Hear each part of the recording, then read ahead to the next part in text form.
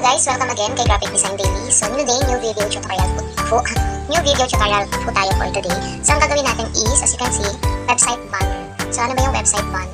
Halimbawa, meron kayong Etsy shop, yun yung pinaka-cover ninyo. Or kung meron kayong Shopee account or Shopee shop, yun yung pinaka-cover ninyo. Yun yung website banner. So, search nyo po dito kay Canva website banner. And then, click nyo tong banner landscape. Tapos, mamili tayo dito ng template. For example, ito yung nakita ko kanina, diba? So, i-customize natin tong template. For example, ang gagawin natin is Etsy banner. Halimbawa, seller ako sa Etsy. Tapos ang mga paninda ko is planner. So, alisin natin tong mga to. Kasi gagawa lang tayo ng napakasimpleng banner. View it. Okay. So, ang gagawin natin is mag-add muna tayo. So, ano bang favorite color ko? Kunwari, sarili kong shop yung gagawin ko. So, peach yung ilalagay ko dyan. Since peach and maroon is my favorite color. Example lang to guys. Tapos, planner. Kasi yan yung gagamitin natin. Planner. Lagay natin ito dito. Okay. So, mag-add na tayo ng planner here. O, see? Kung sino man yung may-ari na ito, pahiram lang po. This is just for my example.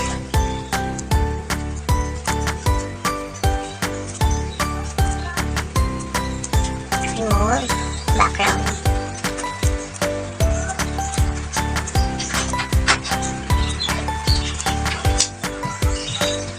Then, lakihan natin. Okay lang kahit mag-overlap. Kasi, example lang. Oh! Na-edit. Send to back natin.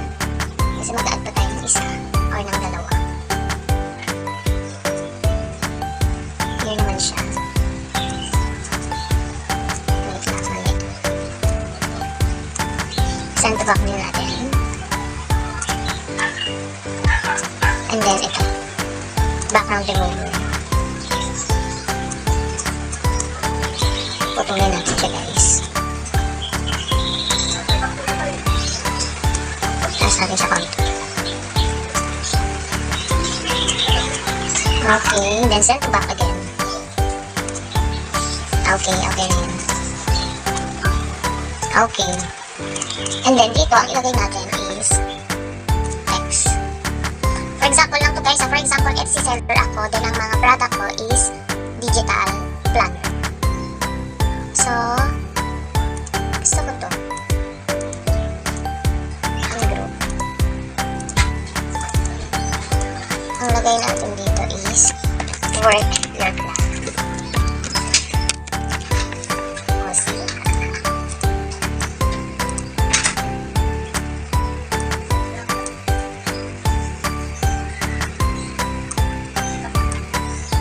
Work your plan, plan your work.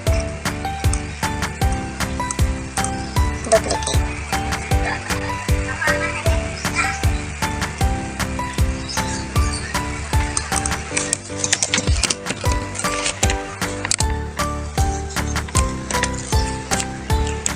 Oh, sige ba?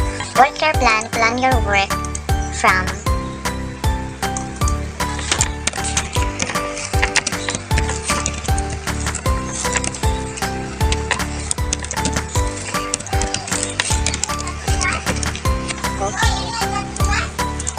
i-cursive din natin to.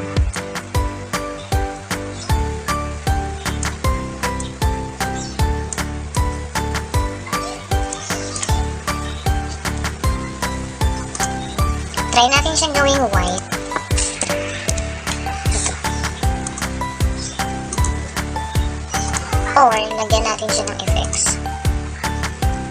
Na outline. Okay, outline natin is black. No. Ang outline natin is white or maroon. Oh. Ayun.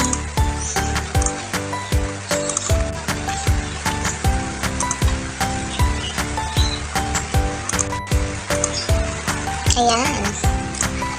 From Sheena Digi Creations. And then mag-add pa tayo ng ibang elements.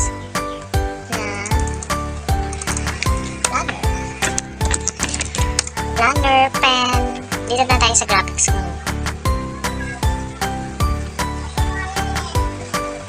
For example, ito.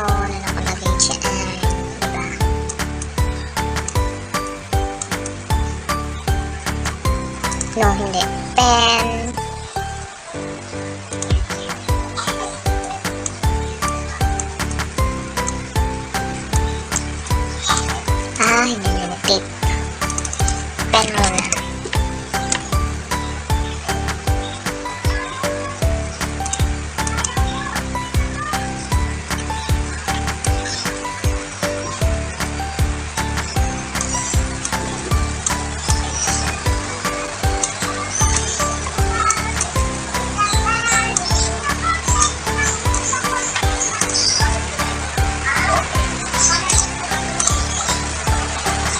Oo, may kulay. Kailangan natin siyang alisin. Hindi natin siya makukuha.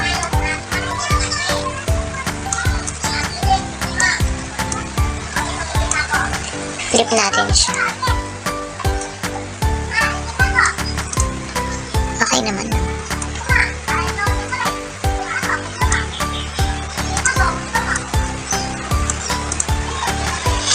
And then tape.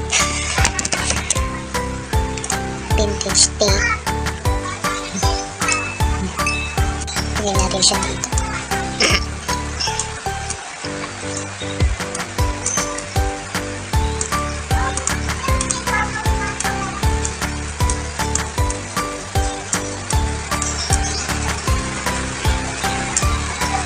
Tapos another tape here with flower.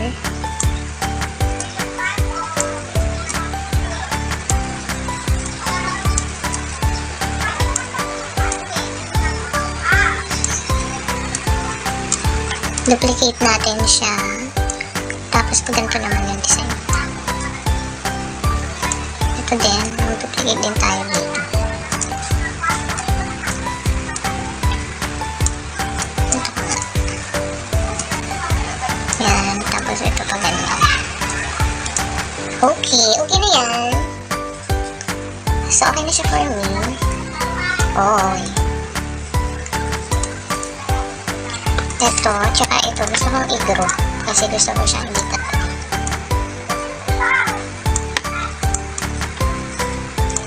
Itong Shinadigi Creation, lagyan natin siya ng outline. Maglagay tayo ng sparkle kasi medyo nakukulangan ako. Ooh!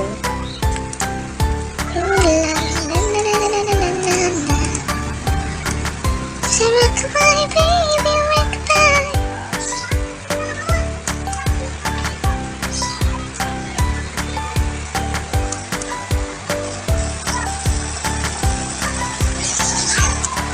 Duplicate natin.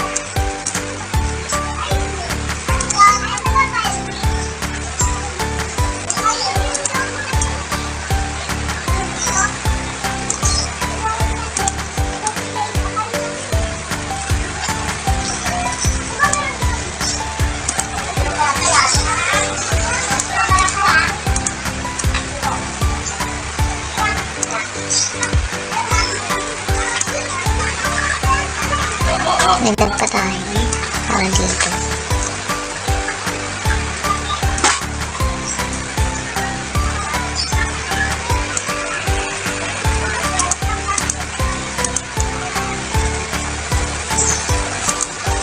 Ayan. O, see? Parang Merry Christmas yung dating. Pero this is just an example, guys. So, meron ng pang banner sa Etsy shop yung customers or yung client ko, for example, no? Parang nga siyang pang Merry Christmas na. For example lang yun. So, ganyan lang gumawa ng banner. Depende naman yan sa banner na gagawin ninyo. Kung ano yung website or kung ano yung product nila. So, yun yung gagawin nyo. For example, pagkain. So, about food din yung banner. Or, for example, about drinks, about fashion, about shoes, yun. So, makeup, skincare, yan. So, ito kasi about sa digital product seller. Tapos ang item niya or yung mga tinitinda niya or ang product niya is digital planner. So yun lang guys. Thank you again for watching sa video tutorial ni Graphic Design Daily. So stay tuned again para sa ating next video tutorial. So by the way guys, mag-comment naman kayo kung meron pa kayong gustong video tutorial na makita, gagawin po natin. So thank you again for watching.